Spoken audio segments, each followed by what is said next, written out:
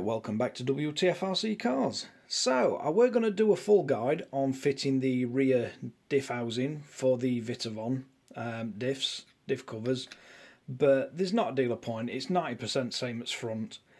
So, what I will do is I'll just talk you through the easiest way of removing it, because you don't need to strip everything down.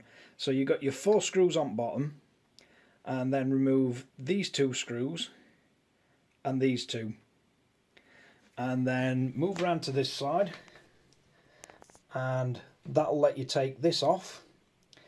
With the 2 screws removed from the back of the wing, you can then remove the screw for this brace, the screw for the chassis brace, and the 1 remaining screw for the wing. All the wing will then come away. You've then got these 2 bottom screws, one at either side, so you remove them and this will come off, and then basically you've got that screw there and that screw. Once they're removed, you want these 2 grub screws out and then put them into the Vitavon sway bar cover. You want these 2 screws out, and that'll let you take your sway bar off completely after removing the 2 grub screws. Then you want the 4 screws out of your diff cover, take the diff cover off, and then you can basically lift this entire back end off the car. Then you've got the plate on the front and rear, take both screws out and pop the plates off. That'll let you get your A-arms free, and then basically you're just left with the diff housing. And you can follow my video on doing the front, on how to remove the pinion drive and everything and get your diff put back in. One thing I did notice when I built all this up is if you held the input pinion and tried to turn it, once all the screws were back in, it was really stiff.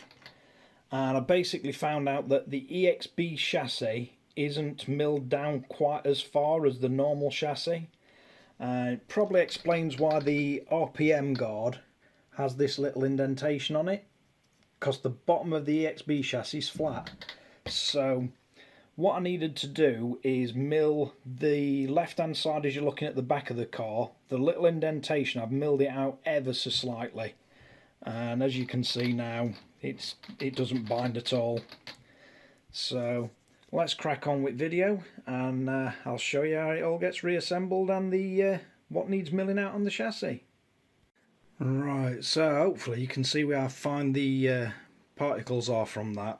I've just took a tiny little bit off it, but let's get that cleaned out so you can see better. Right, hopefully that'll give you a better idea. Now, I have mentioned this to fed this back to Vitavon, and I believe they're going to leave slightly more on the bottom of the diff housing just to eradicate this issue, and I believe it's just with the EXB chassis. But literally it took me like 30 seconds with end at rotary tool just to mill that out, just to make it match the depth. So let's crack on with rest. Right, when you're putting this back down, you've got to lug at front and back. You'll feel it centre itself on the chassis. Make sure your drive's back in. Then we can move up to the top, and I believe it's a 2.5mm, that one. So let's see if we can get that out.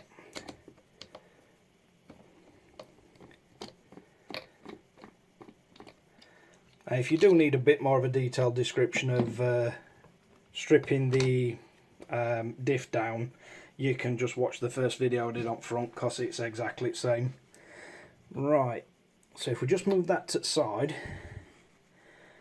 basically these sit slightly off centre, so if you look you can tell which spacer goes in which side, because you shouldn't have to really apply much pressure. So it's the large one to your right as you're looking from the back, the smaller one goes to the left, and then we just need to get the screw back in. So The screw's this one, and they can be a little awkward to get in these at first.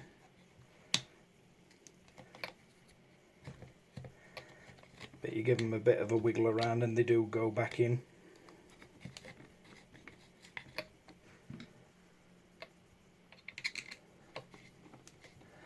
And the MIP drivers, ball drivers, are an absolute godsend with these.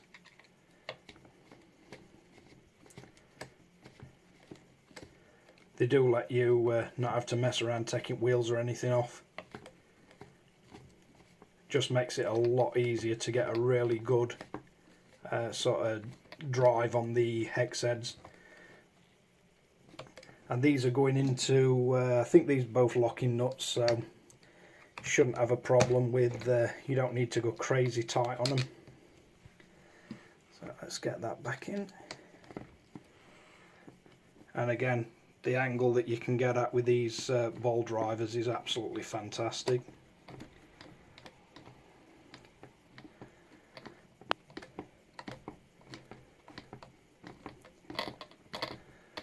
Up to now I've been absolutely blown away by the quality of the Vitavon parts. They really are impressive.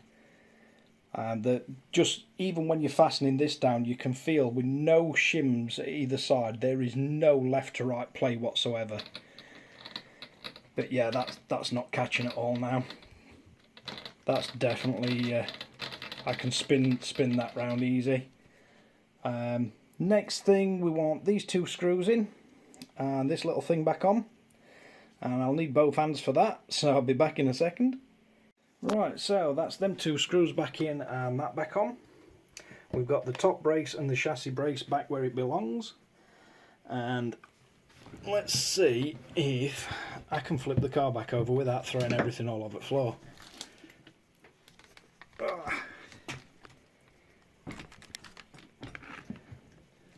Yeah, manage that. Alright, and there you have it, all thread locked up. And if I can flip this back over without sending everything flying again. And that's the rear assembly all fitted back on and in position. And see if I can balance the back wheels off here. And no binding whatsoever on the rear diff crown gear. So yeah, that's 1 RPM guard fitted, and that completes all the Vitavon parts as well. So we've got the front and rear diff housing, and we've got all 4 wheel hubs all fitted. And it's starting to come together now, the EXB.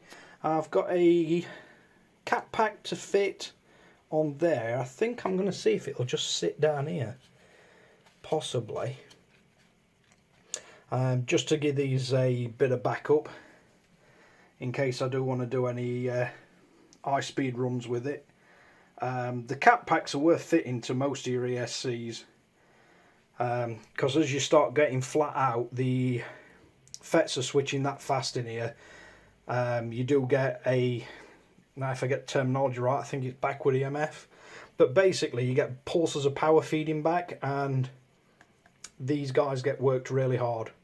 So if you put another cap pack across positive and negative with it, it just gives them a bit easier time. But thanks again for watching Wtf Rc Cars. If you like and subscribe. Don't forget to hit the notification bell, and we'll catch you again next time.